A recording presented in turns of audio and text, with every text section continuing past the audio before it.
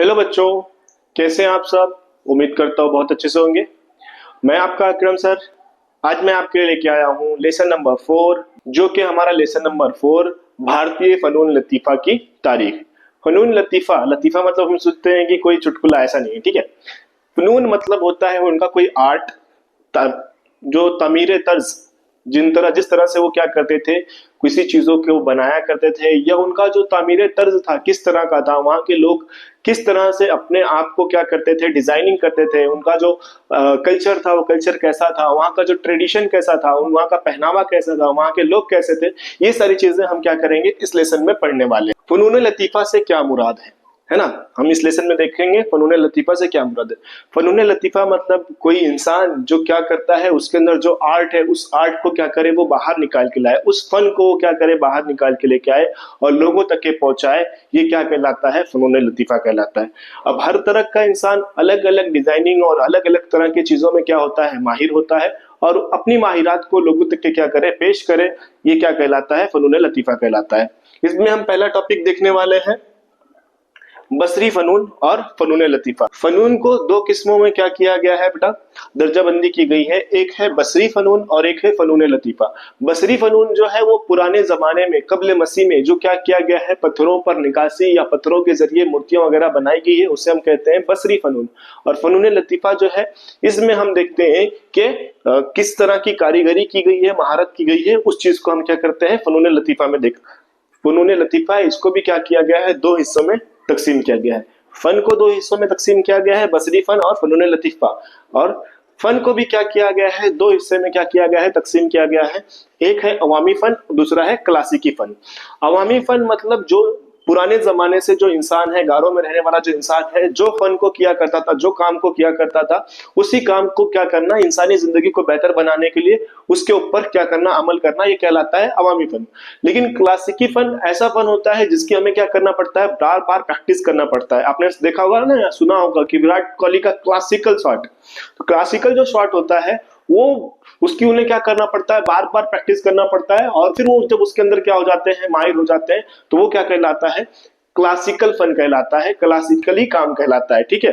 तो क्लासिकली जो फन रहेगा, ये फन तख्लीक करना पड़ता है, इसके लिए बार बार क्या करना पड़ेगा, आपको प्रैक्टिस करना पड़ेगा, काम करना पड़ेगा, और इसको सीखने में एक लंबा टाइम लगता है, ये फौरन नहीं आता है। लेकिन अवामी फन है, इसको एक बार, दो बार, चार बार करेगा तो इंसान को क्या आ जाता है, समझ में आ जाता है। तो इस तरह दो जो अलग अलग तर्ज के काम है, जो दो अलग अलग तरह के फन है, इनको क्या किया गया है, डिवाइड किया गया है। तर्ज फन, तर्ज आर्ट जो होता है, हर एक जो आर्टिस्ट है, जो भी बनाने वाला है, वो क्या करता है, अपने अकॉर्डिंग क्या करता है, किसी भी चीज को बनाने की कोशिश करता है। लेकिन जब उसी के तरीके को क्या कर लेते हैं, बहुत सारे लोग इख्तियार कर लेते हैं, और उसी तर्ज यानी उसी तरीके के क्या करते हैं लोग, अपनी भी फन को, अपनी भी चीजों को उसी तरह का बनाते हैं, तो वो क्या कहलाता है, तर्ज फन। जैसे मैंने किसी एक चीज को क्या किया, ड्राइंग किया, और वो ड्राइंग मेरे टीचर को बहुत पसंद आई, तो क्लास के बाकी सब ने भी क्या किया, उसी ड्राइंग को बनाने की कोशिश की, तो वो क्या कहलाएगा, तर्ज फन कहलाएगा। ठीक है बेटा, सिंपल लैंग्वेज में आपको बताया मैंने। भारत में बसरी फनून रिवायत, मैंने बताया आपको बसरी फनून क्या होता है और लतीफी फनून क्या होता है। तो बसरी फनून में मराठा तर्ज मुसव्वरी जो है, मराठा तर्ज मुसव्वरी जो ये 17वीं सदी से स्टार्ट हुआ। ये मराठा तर्ज मुसव्वरी में जो है क्या की जाती थी, छोटी छोटी तस्वीरें बनाई जाती थी, और ये तस्वीरें इनके जो अहम मकामात होते थे, जो इनकी बड़ी बड़ी बिल्डिंगें या बड़ी बड़ी जो इमारतें होती थी या जो किले होते थे, उनकी दीवारों पर क्या किया जाता था, उनकी तरह उनके जो तर्ज की तस्वीरें होती थी, उन तस्वीरों को बनाया जाता था, या इनके जो देवी देवता होते थे उनकी तस्वीरों को बनाया जाता था। इसके साथ साथ इस तर्ज मुसव्वरी जो है, ये राजपूताना तर्ज मुसव्वरी के से क्या होती है, मिलती जुलती है, और इसमें इनके पोशाक, इनके रहन सहन और इनके तर्ज और तरीके को भी क्या किया जाता था, इस मुसव्वरी में बताया जाता था। मुसव्वरी का मतलब होता है बेटा कि किसी चीज का खाका बनाना, इमारतें बनाना, या कुछ इस तरह की तस्वीर बनाना जो उनके देवी देवताओं की हो, या कोई ऐसी मखसूस चीज है जिसके बारे में वो क्या करती हो, बताती हो। तो इस तस्वीर को बनाने के लिए बड़े बड़े पत्थरों का, सिल्लियों का इस्तेमाल किया जाता था, और उन पत्थरों को तराश कर क्या किया जाती थी, मूर्तियां या वो तस्वीरें बनाई जाती थी, या वो इमारतें बनाई जाती थी। इसके अलावा दीवारों पर पेंटिंग करके या कागज के ऊपर बनाकर, या जो सूती कपड़े रेशमी कपड़े होते थे उनको सुई धागे से क्या किया जाता, सिलकर उसके ऊपर उस चीज की पोशाक बनाई जाती थी। तो ये क्या कहलाता है, मुसव्वरी कहलाता है। इसमें बुद्ध मजहब की जो है सत्तो पदम पानी की दीवारी तस्वीर है जो अजंता के गारों में पाई जाती है। इसके बाद है अवामी तर्ज मुसव्वरी। अवामी तर्ज मुसव्वरी मतलब लोकल लोगों के जरिए जो चीजें बनाई गई है उसे कहते हैं हम अवाम तर्ज मुसव्वरी। जैसे कोई इंसान एक इलाके में रहता है और उसके जरिए कोई चीज कोई पेंटिंग बना दी गई तो वो क्या कहलाएगा, अवामी तर्ज मुसव्वरी। लेकिन ये आज के दौर की बात नहीं है, ये हिजरी अहद के दौर की बात है कि जो उस वक्त में क्या किया गया, लोगों के जरिए ड्राइंग, पेंटिंग या मूर्तियां बनाई गई, वो क्या कहलाती है, अवामी तर्ज मुसव्वरी कहलाती है। इसमें भारत की बहुत सारी रियासतें हैं जहां पर इस तरह की पेंटिंग और ड्राइंग और मूर्तियां पाई जाती हैं। जैसे यहाँ पर मध्य प्रदेश, उत्तर प्रदेश, बिहार, उत्तराखंड, कर्नाटक, आंध्र प्रदेश और तेलंगाना रियासतों में ऐसे मकामात पाए जाते हैं। ठीक है। इसके अलावा मध्य प्रदेश में भीमबट्टिका नाम की गार है, यहाँ पर बहुत सी क्या की जाती है, मूर्तियां और पेंटिंग पाई जाती है। तो इसको वर्ल्ड हेरिटेज में क्या किया गया है, एक्सेप्ट किया गया है और इसे एक अवामी तर्ज मुसव्वरी के तौर पर बहुत बड़े पैमाने पर क्या किया गया है, एक्सेप्ट किया गया है, क्योंकि ये क्या एज अ वर्ल्ड हेरिटेज माना जाता है। वर्ल्ड हेरिटेज मतलब हमारा जो कदीम विरसा है। ठीक है। इन गारों में जो तस्वीरें पाई गई, इसमें बहुत से नबातात, बहुत से जानवर की तस्वीरें मौजूद है और वक्त ब वक्त क्या होती गई, इन जानवरों की और इनकी जो तस्वीरें हैं वो तब्दील होती गई। मतलब कभी एक प्लेस पर बहुत पुरानी तस्वीर है, उसके आगे दूसरी तस्वीर है, उसके आगे तीसरी तस्वीर है, इस तरह की अलग अलग तस्वीरें वहां पर पाई गई। और इसमें फर्क भी क्या हुआ होता गया जैसे जैसे टाइम आगे बढ़ता गया। और इन जो तस्वीरें बनाई जाती थी, इन तस्वीरों में बकायदा रंग भी वो क्या किया करते थे, लगाया करते थे, उन रंगों का इस्तेमाल करते थे। ये रंगों को वो क्या करते थे, कुदरती तौर पर पत्तों को पीस कर या फिर अलग अलग फूलों को पीस कर वो क्या करते थे, रंग बनाया करते थे। उमूमन सफेद और लाल रंग का ये क्या करते थे, इस्तेमाल किया करते थे। अवामी फन के जरिए जो लोग वहां पर उस वक्त में जानकार हुआ करते थे, वो लोग क्या करते थे, अपने जो भी जज्बात हुआ करते थे उनको दीवारों के ऊपर लिखा करते थे, या दीवारों के ऊपर उस तरह की ड्राइंग को बनाया करते थे, या उनके यहाँ पर कोई शादी ब्याह तकरीब होती थी तो उसकी भी वो क्या करते थे, ड्राइंग बनाते थे, जिससे हमें उन कदीम जमाने के बारे में क्या होता है, मालूमात हासिल होती है। ये एक तरह की ड्राइंग है जिसमें क्या किया गया है, पुराने जमाने के बारे में बताया गया है। तो महाराष्ट्र में वारली तस्वीरों की रिवायत और पिंगुल या चित्रकथी रिवायतें अवामी फन मसौरी की नादिर मसाले। चित्रकथी उसे कहते हैं जिससे हम देखकर क्या करें, किसी भी हिस्ट्री का पता लगा सके। जैसे कोई ड्राइंग होती है, उस ड्राइंग के बेस पर पूरी हिस्टोरी क्या की जाती है, बयान की जाती है, पूरी तारीख बयान की जाती है, उसे कहते हैं चित्रकथी। तो हमारा जो महाराष्ट्र में वारली है, यहाँ पर पिंगल चित्रकथी की रिवायत अवामी फन मसौरी की क्या है, नादिर मिसाल है। जिला थाना में वारली फन मसौरी को मकबूल बनाने के लिए जिविया सोम्यामशे का बड़ा हाथ है। इन्होंने क्या किया, बहुत ज्यादा इसके अंदर काम किया है, जिसके लिए इन्हें क्या किया गया, 2011 में पद्मश्री खिताब से भी नवाजा गया। 12वीं सदी में 12th सेंचुरी में क्या हुआ कि चालुक्य राजा सोमेश्वर की किताब थी जिसका नाम था मानसोलास और अभिलषी तारथ चंतामणि। ये दो किताबें हैं, इन्होंने उसमें चित्रकथी रिवायत का जिक्र किया है, जिसमें इन्होंने रामायण के बारे में क्या किया गया है, बताया है, जिन्हें पेंटिंग के जरिए, कठपुतलियों के जरिए रामायण और महाभारत की कहानियों के बारे में क्या किया है, बयान किया है। इसमें इन तस्वीर को बनाकर, एक तस्वीर से तो नहीं होता है, कम से कम यहाँ पर 30 से 50 तस्वीरें क्या की जाती थी, बनाई जाती थी, और उन 30 से 50 तस्वीरों के जरिए पूरी कहानियों को क्या किया जाता था, लोगों तक के पेश किया जाता था। इस चीज को बकाया रखने के लिए जो फनकार है, जो हमारी हुकूमत है, वो क्या कर रही है, काम कर रही है कि इन चीजों को भी क्या कर सके, वो बचा कर रख सके, जिसके लिए इनको क्या किया जाता है, म्यूजियम वगैरह में रखा जाता है, ताकि लोग इसे देख सके और इसे देखकर समझ सके कि हमारी जो रिवायत है वो कितनी पुरानी है। और इसके लिए लगातार हुकूमत क्या कर रही है, काम कर रही है, ताकि इसको क्या कर सके, वो महफूज रख सके। लतीफे फन मसौरी। ठीक है। लतीफे फन मसौरी मैंने बताया था कि 2 तरीके हैं, दोनों में एक तरीका है लतीफे फन।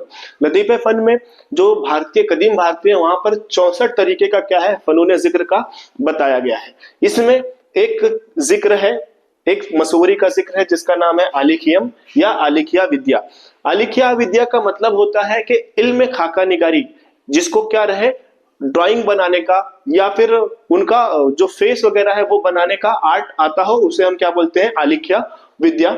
इसमें सिर्फ और सिर्फ खाका निगारी ही नहीं, मुसद्दिस यानी 6 अहम पहलुओं के बारे में क्या किया गया है, इन पर बताया गया है, जिसमें इंतहाई बारीक तरीन से क्या किया गया है, गौर फिक्र किया गया है। सिर्फ और सिर्फ उसका फेस बना देना ही अहम नहीं है, बल्कि वहां पे उसके जो मुख्तलिफ शक्लें हैं, जो उसका तजस्सुस है, जो फेस का रिएक्शन है, वो सारी चीजों को भी क्या किया जाता था, उस ड्राइंग के जरिए बताया जाता था। इसके अलावा यहाँ पर अलग अलग तरह के जो उससे रंग हो सकते हैं, उन रंगों को भी क्या किया जाता था, उसमें भरा जाता था, ताकि वो जो ड्राइंग है वो अच्छी दिख सके, अट्रैक्टिव दिख सके और लोग उसे क्या कर सके, पसंद कर सके। इसके अलावा बहुत सारी ऐसी क्या है, रिलीजियस बुक है, जहां पर क्या किया गया है, बहुत से मंदिरों की ड्राइंग को क्या किया गया है, बनाकर पेश किया गया है, और वो बुक में आज भी वो ड्राइंग्स क्या है, अवेलेबल्स है। इसके बाद है मखलूतात में मुसग्गर तस्वीर। ये क्या है कि छोटी तरह की क्या करना, छोटी तौर पे तस्वीरों को बनाना। ये जो छोटी तस्वीरें हैं वो ईरानी कल्चर को क्या करती थी, बताती थी, ईरानी तौर पर बताया करती थी। जबकि अब हमारे इसमें हमारे पड़ोस मुल्क में, पड़ोस की जो जानिब थे, ईरान जो मुल्क था, यहाँ पर क्या था, मुस्लिम कम्युनिटी थी, या मुस्लिम तर्ज की तामीर और मुस्लिम तर्ज की फने तामीर क्या थी, राइज थी। तो उसी का असर मुगलिया दौर में अकबर के यहाँ पर भी क्या हुआ, पाया जाने लगा, और अकबर के दौर में भी क्या किया जाने लगा, उस तरह की मसवरी या उस तरह की ड्राइंग वगैरह बनाने की कोशिश की जाने लगी। माना जाता है कि मुगल के बाद जो है ब्रिटिश एम्पायर था, तो वो टाइम पर भी यूरोप के जो लोग थे, मतलब अगर इंडिया में तो नहीं था कल्चर, मुगल के जस्ट बाद तो नहीं था, काफी लंबा टाइम लगा है, लेकिन यूरोप का जो बनाने का तरीका था, यूरोप में जो तर्ज मसवरी थी, उस तर्ज मसवरी यहाँ पर भी देखी जाती है। क्योंकि मराठा में क्या किया गया था कि महाराष्ट्र में जो पूना का जिला है शिनवारवाड़ा, यहाँ पर सिवाई माधोराव पेशवा के अहद में स्कॉटिश मसव्वुर जेम्स वेल्स की क़ियादत में क्या किया गया था, एक स्कूल बनाया गया था, जिस स्कूल का नाम था स्कूल ऑफ आर्ट, और इसमें लोगों को स्केच वगैरह बनाना क्या किया जाता था, सिखाया जाता था। तो ये जब स्कूल बनाया गया तो स्कूल में क्या किया गया, उनके जरिए सिवाई माधोराव और नाना फडणवीस, इनकी क्या की गई, तस्वीर बनाई गई। इसी में एक स्टूडेंट है जिनका नाम है गंगाराम तांबट, इन्होंने अपने उस्ताद के साथ में बैठकर अपनी क्या की थी, तस्वीर बनाई थी। इसके अलावा जो एलोरा के गार हैं, एलोरा के गारों में भी क्या की है, इन्होंने बहुत सारी तस्वीरें बनाई है, और इनके जरिए बनाई गई जो तस्वीरें हैं वो यूरोप के जो यूनिवर्सिटी है, universities Yale centre of British art, यहाँ पर क्या की गई है, रखी गई है एज अ म्यूजियम में, ताकि लोगों को क्या की जा सके, दिखाई जा सके। इसके अलावा मुंबई में 1857 में J school of art and industries मगरिबी तर्ज मसवरी की तरबियत देने का काम करती थी। इसमें बहुत सारे ऐसे लोग हैं जो क्या किए हैं, यहाँ से सीखकर आगे बढ़े। इनमें से एक थे जिनका नाम था पीस्टन जी बोमन जी, जिन्होंने अजंता के गारों में बहुत सी तस्वीरों के मॉडल क्या किए हैं, बनाए हैं। जो तस्वीरें अजंता के गारों में मौजूद है, उनके उन्होंने क्या किए थे, मॉडल बनाए थे, और मॉडल उनको क्या किया था, पेश किया था। फने संग तरासी। फने संग तरासी का मतलब होता है किसी भी पत्थर या मिट्टी के मुजस्समे को क्या करना, हाथों से तराश कर एक डिजाइन देना, ये क्या कहलाता है, फने संग तरासी। जिसमें अशोक सुतून, जो हमारा एलोरा के गार में क्या किया गया है, अशोक की लौट को तराश कर 4 शेरों की मूर्ति को क्या किया गया है, बनाया गया है, जो कि हमारा क्या है, कौमी चक्र है या कौमी निशान है, जिससे हम क्या करते हैं, इंडिया को जानते हैं। इवन जो हमारे कॉइन्स होते हैं, कॉइन्स के ऊपर भी आपको ये तरह का क्या दिखेगा, निशानी देखने को मिलेगी। इसके बाद है अवामी फन संग तरासी। हमने इससे पहले देखा था अवामी मसवरी, और ये है फन संग तरासी। फन संग तरासी में क्या होता है बेटा कि किसी चीज को क्या करना, तराश कर बनाना। तो अब हमारे यहाँ पर क्या होता है कि जैसे बहुत सारे ऐसे त्योहार होते हैं, तो त्योहारों को मनाने के लिए वहां पर उनको क्या किया जाता है, उस तरह की वो मूर्तियां बनाते हैं। जैसे अभी गणेश चतुर्थी आती है, तो गणेश जी की क्या की जाती है, मूर्तियां बनाई जाती है, और उस गणेश जी की मूर्तियों को क्या करते हैं, लोग अपने घरों में ले जाकर बिठाते हैं, और उनका फिर विसर्जन होता है। तो इसी तरह से जो रिवायतें चली आ रही हैं, उन रिवायतों को जिंदा रखने के लिए लोग क्या करते थे, उनकी मूर्तियां बनाते थे, और मूर्तियां बनाकर उनको क्या किया जाता था, चढ़ावा चढ़ाया जाता था, भेंट दी जाती थी, ताकि उनकी जो कल्चर है वो कल्चर उसी तरह से चलता रहे। और ये कल्चर आज भी बहुत सारी हमारी जो स्टेट्स है वहां पर चलता है, जैसे बंगाल है, बिहार है, गुजरात है, राजस्थान है, ऐसे बहुत सारी स्टेट्स में क्या हो रहा है, ये चीजें आज भी चलती हैं, और इन चीजों की, इन मूर्तियों की क्या की जाती है, पूजा की जाती है। महाराष्ट्र में खास तौर से बैलों का पोला त्योहार के लिए क्या किया जाता है, बैलों की मूर्तियां बनाई जाती है, जो बहुत खुशी से लोग क्या करते हैं, अपने घरों पर लेके जाते हैं और बैलों की का जो त्योहार है उसको क्या करते हैं, मनाते हैं। तो अलग अलग त्योहार वगैरह मनाने के लिए भी क्या किया जाता है, मूर्तियां बनाई जाती है और उन मूर्तियों का क्या किया जाता है, इस्तेमाल किया जाता है। हमारा टॉपिक है क्लासिकी फन संतराशी। मैंने आपको बताया था क्लासिकी फन मतलब ऐसा फन जिसमें हमें क्या हो, बहुत ज्यादा महारत हो। तो हड़प्पा की तहजीब के दौरान, जब हड़प्पा की तहजीब चल रही थी, उस दौरान बहुत सारे माहिरीन ऐसे थे जो क्या करते थे, मुजस्समे बनाया करते थे। सम्राट अशोक हो गए, या जो कदीम जमाने में मौर्य समाज था, ये समाज भी क्या किया करता था, मूर्तियां या मुजस्समे बना संग तराशी के जरिए क्या किया करता था, बनाया जाता था। जिससे हमें मालूम चलता है कि हमारा जो भारत है, एक कदीम संग तराशी के मामले में क्या है, एक कदीम रिवायत यहाँ पर मौजूद है जो बहुत पहले से क्या है, चली आ रही है। मध्य प्रदेश में सांची और बारहूत का स्तूप पहली बार क्या किया गया था, सम्राट अशोक के जमाने में बनाया गया था, जो कि पहली सेंचुरी में या दूसरी सेंचुरी में, पहले कबील मसीह में या दूसरे कबील मसीह में क्या किया गया था, बनाया गया था। इंडोनेशिया का जो बोरोबोद है, जो ये आलमी तौर पर सबसे बड़ा बोरोबोद माना जाता है। बोरोबोद एक तरह, जिस तरह से मस्जिद और मंदिर होती है, उसी तरह से बोरोबोद होता है बुद्ध मजहब में, और वहां पर क्या की जाती है, उनके अकॉर्डिंग काम किए जाते हैं। तो ये जो है, ये इंडोनेशिया में क्या है, स्थापित है, और ये दुनिया का सबसे बड़ा बोरोबोद माना जाता है।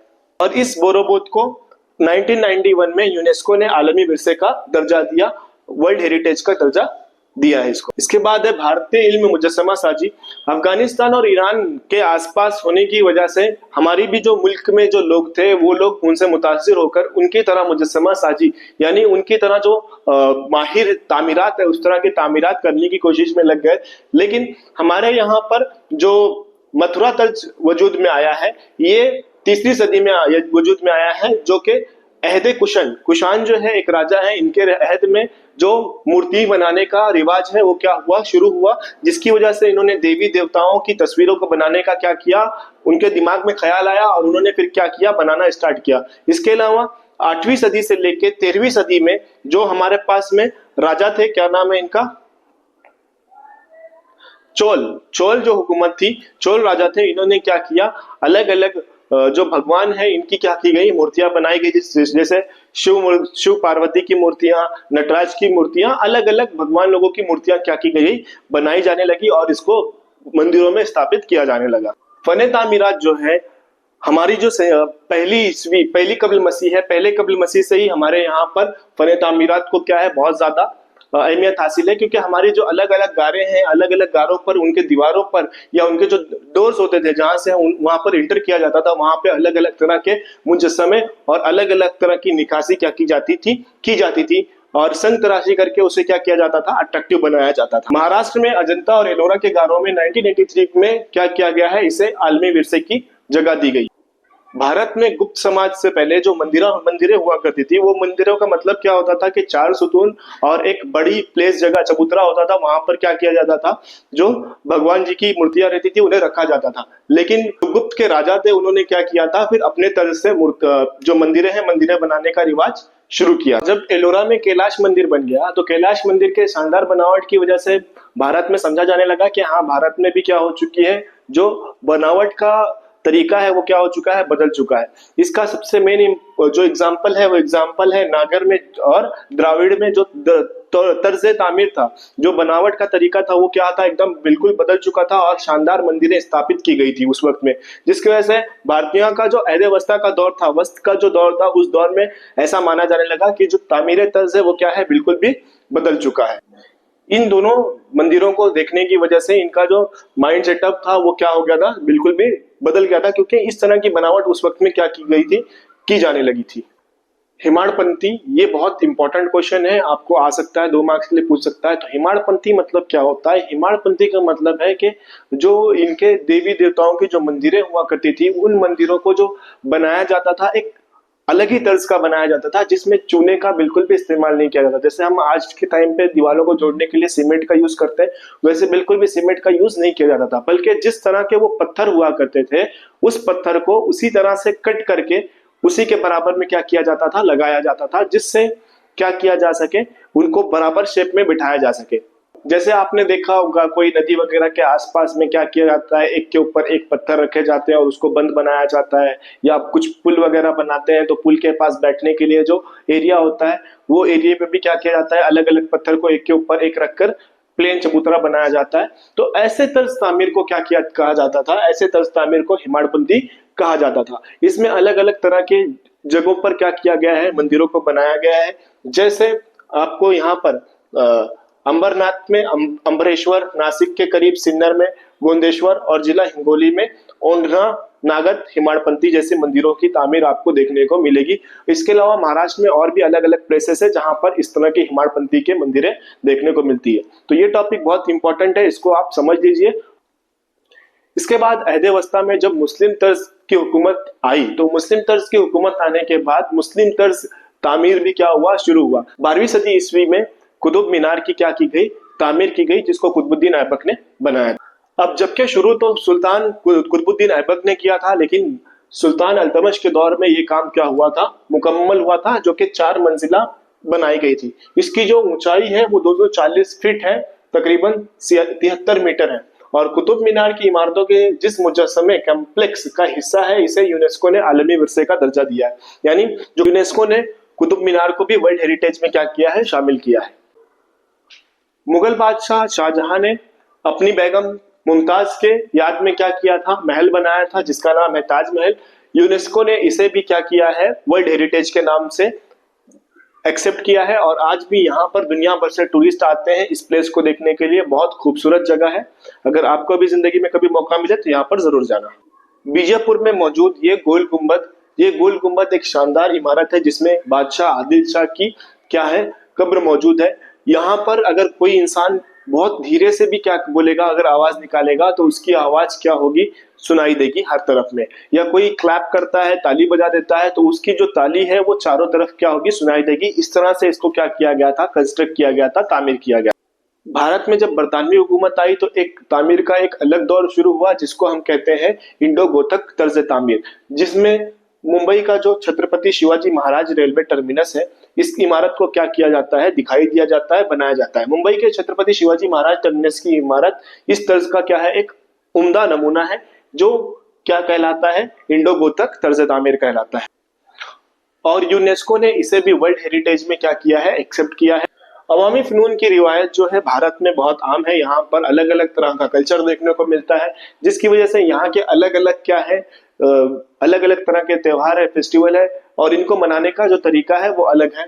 जैसे यहाँ पर अलग अलग तरह की बोली होने की वजह से अलग अलग गीत, अलग अलग तरह का डांस और कई चीजों से क्या करता है, अपने आप को डिफरेंशिएट करता है, अलग अलग करता है। इस वजह से यहाँ का कल्चर एक अटूट कल्चर माना जाता है। क्लासिकी फन, मैंने आपको बताया था क्लासिकी फन के बारे में कि कोई भी चीज जिसमें हमें बहुत ज्यादा क्या हो, महारत हो, या ये बहुत ज्यादा महारत कब होगी, जब उसे हम बार बार करेंगे। तो ऐसे फनून जिनको रिवायती तरीके से क्या है चले आ रहे हैं, जैसे हमारे यहाँ पर शास्त्र बोलते हैं, शास्त्र में लिखा हुआ है क्या, शास्त्र में ये चीज है क्या, तो ऐसी जो चीजें हैं इन्हें क्या कहा जाता है, क्लासिकी फनून की रिवायत कहा जाता है, जो कदीम जमाने से क्या है चली आ रही है और हर एक क्या करता है, उसे फॉलो करता है। ऐसी रिवायतों को क्या कहा जाता है, क्लासिकी फनून की रिवायत कहा था। हमारे जो भारत के लोग थे, भारत के लोग दूसरे कंट्री के लोगों के साथ भी मिलजुल कर क्या करते थे, रहते थे, जिसकी वजह से जो हमारा संगीत है, जो हमारा कल्चर है, वो क्या हुआ, 2 हिस्सों में तकसीम हुआ। एक को कहते हैं हिंदुस्तानी संगीत, दूसरा है कर्नाटकी संगीत, और दोनों ही संगीत में नीम क्लासिकी फर्क पाया जाता है। बीजापुर के जो सुल्तान थे, सुल्तान आदिल शाह दुआम, इन्होंने दक्कनी जो जुबान थी इसमें मौसीकी से मुतालिक एक किताब लिखी थी जिसका नाम था नूरस। इस किताब का जो ताल्लुक था वो था मौसीकी से, म्यूजिक से था इसका ताल्लुक था, जिसका जो के प्रोफेसर डॉक्टर सैयद है, इन्होंने क्या किया था, मराठी लैंग्वेज में ट्रांसलेशन किया था। इसकी कुछ नशिस्तें जो है ऊपर लिखी हुई है, जिनका ट्रांसलेशन नीचे लिखा हुआ है। और यहाँ पर अलग अलग स्टेट के हिसाब से अलग अलग रक्स के गीत वगैरह क्या किए जा रहे हैं, बताए गए हैं। आजाद भारत में मौसीकी को आम करने के लिए, लोगों तक पहुंचाने के लिए अलग अलग मकामात पर क्या किया जाता है, इस तरह के इवेंट कराए जाते हैं जहां पर लोग इसका क्या कर सके, इससे लुत्फानंदोज हो सके या इससे कुछ सीख सके। इसलिए पूना में हर साल सुवाई गद्दर के नाम से होने वाला जश्न मौसीकी क्या है, बहुत ज्यादा मशहूर है, जहां पर सिर्फ और सिर्फ हमारे भारत के ही लोग नहीं आते, बल्कि भारत के अलावा विदेशों से भी लोग आते हैं इस रक्स को देखने के लिए। मौजूदा जमाने में जो भारत की संगीत है, इस संगीत को मगरबी रिवायत से क्या किया जा रहा है, जोड़ा जा रहा है, जिससे नई तरह की संगीत क्या हो रही है, वजूद में आ रही है, जिसमें उदय शंकर जो है ये नाम खास तौर पर काबिले जिक्र है। इन्होंने भारतीय क्लासिकी रक्स और यूरोपीय थिएटर में पेश किए जाने वाले ओपेरा गनाई ड्रामा की रिवायत को मिला दिया और उनके साथ साथ उन्होंने अपने अंदाज में अवामी रक्स के मुतालिक तर्ज को अहम मकाम दिया। मतलब इन्होंने क्या किया, यूरोपियन जो ड्रामे हैं और जो भारतीय ड्रामे हैं, इनको मिलाकर मिक्स कर एक नया तर्ज का ड्रामा पेश किया और ये क्या हुआ, काफी मकबूल हुआ। इससे क्या हो रहा है, भारत के लिए भी लोगों के लिए दिल में जगह बन रही है और इनको भी क्या कर रहे हैं, लोग प्यार दे रहे हैं। इससे क्या होगा कि भारत का कल्चर के बारे में लोगों को ज्यादा जानने की क्या होगी, तो तजस्सुस पैदा होगी और जिससे क्या होगा, भारत का फायदा होगा। इससे रोजगार क्या मिल सकते हैं, रोजगार क्या मिलेंगे, रोजगार अगर हम देखें तो फन की तारीख का मुताला करने वाले सहाफत के शोबे में काम कर सकता है।